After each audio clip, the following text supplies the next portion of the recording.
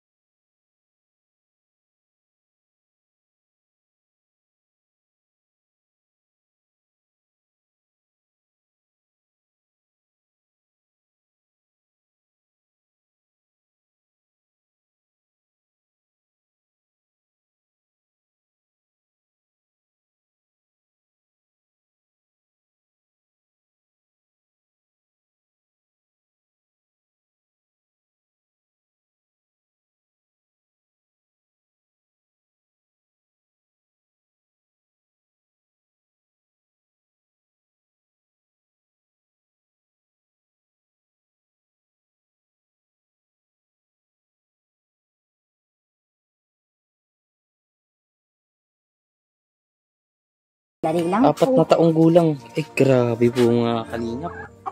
Grabe po. 16, nagsimula, mag-asawa. Grabe oh, napakabata pa nito mga kalingap.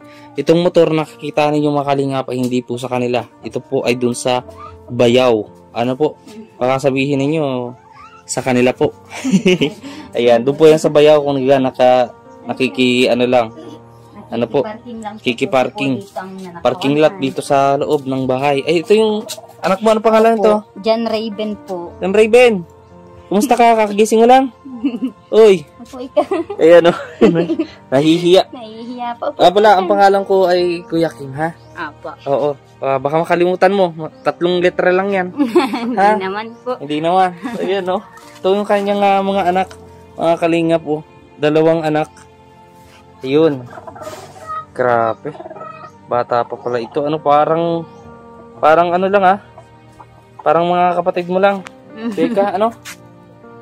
Parang mga kapatid mo lang yung anak mo. Ano, bakit mo...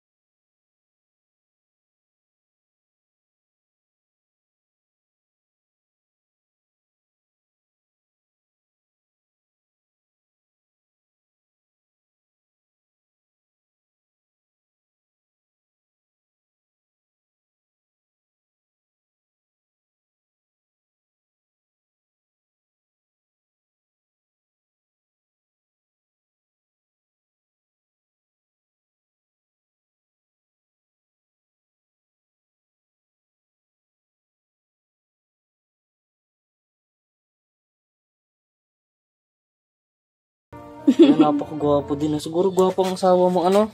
May itsura po. May itsura. Lahat naman tayo mayroong itsura. Oo. Kaya, anong Tyson ang pangalan po, mga kalingap? Sa Laguna daw po yung kanyang asawa. Ano yung trabaho niya doon? Ano po, construction lang din. Pag maganda ang panahon, may trabaho. Pag maulan, ay walang trabaho. Nakahinto. Naku, kapag nakahinto, di walang ano. Wala pong sustento ang padala. Ang sabi dito ni Ate Jenaline, minsan daw, binibigyan-bigyan ka na lang. Opo. Pag hindi nga po nakakapagtrabaho ng straight yung asawa ko, binibigyan po ako ng bianan ko at yung bianan ko lang naman po ang kalapit bahay ko. At yung bianan ko po ay nagtatrabaho naman po yun sa Dole ngayon. Tapos pag wala po siyang pinagkakakitaan, nagagamas din siya. Yung Dole po, mga kalingap, hindi po siya sa mismong office nagtatrabaho, kundi po yung tupad or yung paggagamas. Paggagamas sa kalsada. Kumikita po sila noon, mga kalingap, siguro mga 2.5. May minimum na rin po ngayon. 350 na rin po ang araw nila. Ay, wow. Paano malaking tulong talaga yun, yung programa ng ating gobyerno. Parang ayun, nagkakay si Bibi, oh. Hi, Din. Anong pangalan niyan? Jenica po. Jenica, ayan, oh. Hi, Jenica. Ha? Cute naman, oh. Hi, Jenica, wala akong usog, ha? Oo. Ang cute. Grabe. So, paano mo na, anong pakiramdam na ito sa murang edad mo, pumasok ka sa pagpapamilya? Hindi ko rin masabing masarap ang buhay sa pagkaroon ng asawa kasi doon po pumasok yung maraming pagsubok, lalo na pag may pag-aaway kayo, may hindi pagkakaintindihan. Parang nagkakaroon po ng bumubuyo sa akin na, ay maghiwalay na lang, ganyan.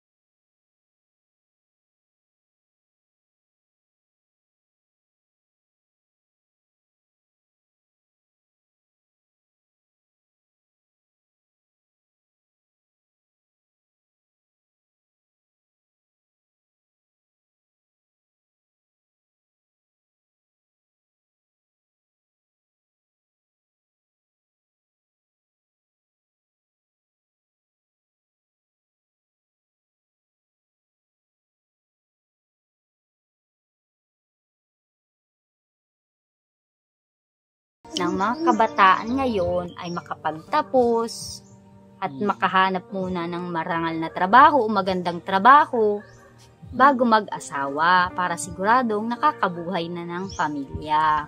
Galing Yun lang magkasagot po. ni Rebecca, no? Galang pa, no? Mukhang yung pananalita ate Janalyn ni ate Rebecca, parang yung tipong ski chairman, mga ganon. Di ba, no? Napakaklarado. Kakatuwa. Hindi lang po mahihain. Oo, grabe.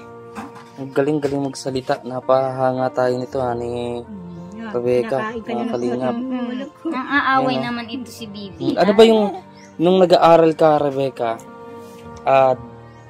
ano yung pangarap mo sana nun? Pangarap ko po talaga sana ay maging teacher ako at gusto ko habang ako ay nagti-teacher ay may mga matuturuan na akong mga bata. Ay kaso, hindi ko po nagawa kasi inuna ko po yung pag-aasawa. Pero wala kang, siyempre, alam nga naman sabihin mo, di ba, na may pinagsisihan ka. Wala akong pinagsisihan dahil kasi itong mga batang to ay ang blessing. Blessing naman po. Ano? So siguro sa ngayon hindi mo pa matupad yung pangarap mo maging teacher. Siguro darating din yan, ano? Habang laki-laki itong mga bata, nagkamayroon ng maayos sa trabaho o pagkakitaan kayo, papasok ka sa trabaho. Mag-aaral po ulit. Pag kami ay nakaluwag-luwag na at nakaraos na sa mga araw-araw na gastusin. Maliban doon, Rebecca, ano pa yung pinoproblema ninyo dito? Ay, marami po sa pinoproblema yung tubig. Pagkukuha ng tubig, malayo ate. Pagkukuhaan po ng tubig namin. Kasi natibag na po malalim. Yan pong bubo na iniigiba namin pansamantala ay mga kalingap. Malalim na po yan. Malawak na rin ang buka niya sa ilalim. Nagtitibag po yung lupa. Hindi na malinis ba? Parang ito na lang ay panghugas na laang po ito mga kalingap at panglaba. Tama po. Delikado nga sa mga bata. Delikado nga po at maano na po yung ilalim, maano lang yung lupa, malambot.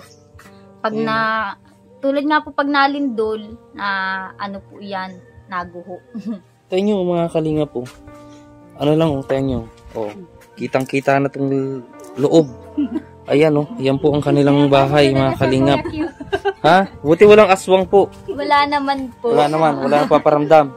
Ayan, Hindi ko nga po inilalabas yung mga gamit namin sa loob at baka kung meron na lang pumasok na magnanakaw, meron pa rin po kaming pangsangga.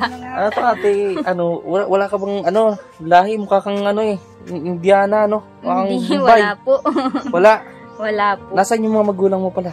Ay, po ang magulang ko po ay taga San Estaque po, Poblacion 3. Saan po yun? Diyan lang po, sa Binsons din po, Barangay 3.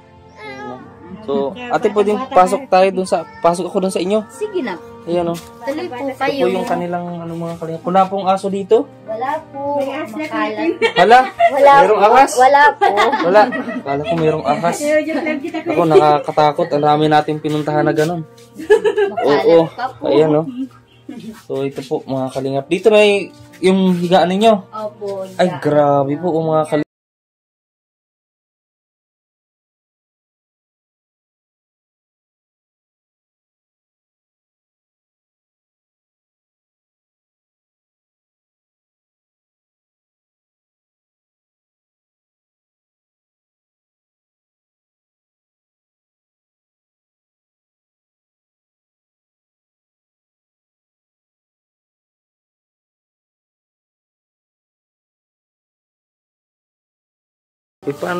Kailang tatlo dito. Kailan lang umalis si Mister? Nung pa po, November pa po. Hindi pa November? po. Ngayon, hanggang ngayon. Di nung Pasko, hindi kayo kompleto? Hindi po. Bagong taon? Hindi rin po. Naku. Magkano ang pinapadala ni Mister? Po, tama na. Pag pag nakakakumpletong pasok po siya, nakakapagpadala po siya sa amin ng hanggang 1.5. 1.5? Opo. Pag hindi naman po... Ilang araw yun bago niyo magpadala? Isang linggo po, lingguhan po ang trabaho, ang sahod nila doon. Talagang sakto lang po, Opo, panggastos lang namin mag-ina. Mabili po kami ng budget na po ako ng panggatas, pangkapi, pang bigas, tapos yung matitira naman po ay siya pong binibili namin pang ulam-ulam. Kaya ito mga kalingap, dito nyo po malalaman at makikita kung paano na yung nahihirapan lalo ang mga nanay. Unang-una sa pagbabudget ng pera. Opo. Diba? Kaya wag po tayong magalit mga kalingap kapag ang sahod natin napupunta kay misis. Dahil siya po ang talagang dapat mag-budget. Ano po? Kasi alam naman natin, karamihan pag lalaki, kung ano yung gusto natin, bibili natin. Ano? Kadalasan ganun po. Ito naman po, talagang binabudget nila. Ano, akalain niyo po 1.5, mga ilang, ano po yun, lingguhan? Isang linggo po. Isang linggo. Sakto lang talaga. Nag-aaral po itong panganay ninyo. Hindi ko pa nga po pinag-aral. Bakit po? Kapos po kami. 4 years old to? Sabagay, ang alam ko 5 years old yata. Ngayon pong pasukan, saka ko siya ipapasok at sabi po, mahirap nga daw po pag nalilate ang bata. Wala nang napasok sa isip kundi puro laro. Hindi ka pa nagigibatan dyan? Ang laki oh. Hindi naman. Grabe oh. Grabe. Ano? Ang kagaragandang bata. Tingnan niyo po mga kalingap po. Parang kapatid lang po sila oh. Akala ko nga po nung nagkita po kami kanina, akala ko mga kapatid niya. Gulat ako. Pasensya na ate ha. Oo. Kung napagkamalang kitang kapatid mo, itong mga anak mo. Ako lang din ay nagulat. Pero minsan po may mga nagsasabing ganun. Marami po. Ang tingin po sa akin ay bunso kong mga kapatid. Yan. Grabe, gulat ako. Malaki pa daw po sa akin yung kinakarga ko. Minsan ba may mga nagsasabi din na kasi hindi natin maiwasan talaga may mga marites. Kaya nga po kayo pumasok sa ganito na sitwasyon dahil nga sa nagmamarites. Kaya tinutuhanan nyo na. Kaysa naman po magdala ko ng kahihiyan sa pamilya ko. Paanong kahihiyan yun? Anong ibig sabihin mo sa kahihiyan? Ang iniisip po kasi nila, pagkasama ko yung lalaki, may nangyayari na. Kami po, pag magkakasama lang, ay sila po ang iniisip agad nila ay kung ano-ano. Kaya, ay doon po sa amin, sa lugar namin doon, mga kalapit-lapit bahay lang po. Pag napatambay ka, saka po iisipin kung ano. Di ko alam anak. So, yun mga kalingap. At Ate Rebecca, ayun, masaya ako na nakilala ko kayo. At sana dumating yung pagkakataon nakilala ko din si Mister bago kayo sunod na pagpunta. At pakisabi lang din na pumunta ako ha. May pumunta dito. Manood siya ng vlog ha. Oo. Anong gusto mong sabihin sa ating mga manonood? Ako sakali, bukas ang palad, mabigyan kayo ng kahit pang bigas nila. Ay maraming salamat na po. Malaking kaginhawaan na po yun sa aming bigas. Lalo na po pag hindi nakakapagpadala ng maayos yung asawa ko. Malaking tulong na po yun. Mababawasan na po yung gastusin namin. Maraming salamat po. Grabe, mga kalingap. Ang galing ng sagot ni Rebecca. Oo, parang kausap ko ay kay chairman Oo, napakagaling. Napakapuno ng positibo ng sa buhay. Galing. So, ayun lamang po mga kalingap at maraming pong salamat sa inyo pong panonood at sa mga hindi po nag-skip ng ating ads.